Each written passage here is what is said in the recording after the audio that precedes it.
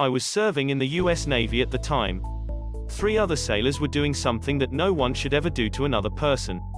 Not only was it against the law, it was also a violation of the Uniform Code of Military Justice and a violation against humanity in general. Because of their own stupidity, 2 of the 3 lost their lives.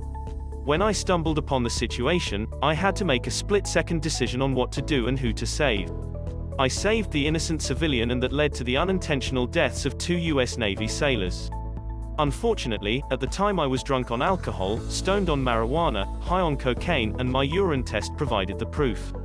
Not a single person at my court-martial wanted to blame me for the deaths of these men, especially after hearing the witness testimony.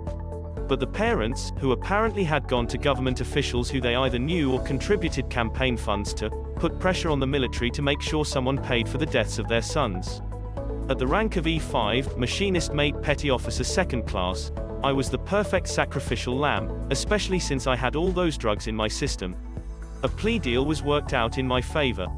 I had already spent 4 months in the brig. Instead of being transferred to Leavenworth for 35 years to life, I only received another 8 months in the federal holding facility at Treasure Island in the SF Bay. I was out after another 6 months because of good behavior. I also received a general discharge under other than honorable conditions, usually referred to as an OTH. It wasn't as bad as a bad conduct discharge or a dishonorable discharge, but it was bad enough to prevent me from working in the nuclear engineering field that I had studied and in which I had earned a Bachelor of Science. Not that big of a deal because I had already decided this wasn't what I wanted to do with the rest of my life. I also had to submit to a 35-year treatment plan.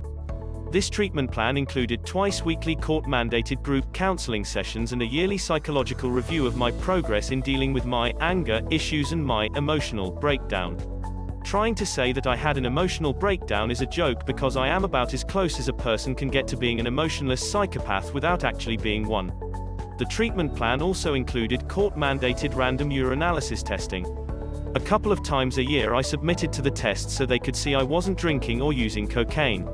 They never said anything about the marijuana that showed in every test for 35 years. Good thing, too, 'cause I would have gone schizo if they didn't let me smoke weed. All that ended in 2017. And it still wasn't my fault that those 2 idiots died.